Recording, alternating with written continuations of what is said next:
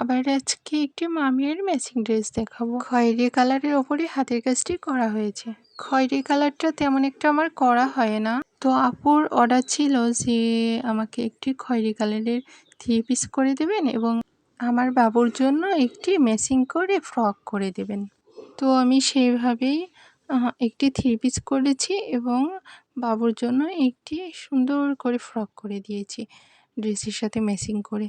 তো দেখুন আপুরা কামিজটি গলার রাউন্ডটা কত সুন্দরভাবে কাজটা করা হয়েছে এবং সাদা, হলুদ, জলপাই কালার সুতার কাজ করা হয়েছে।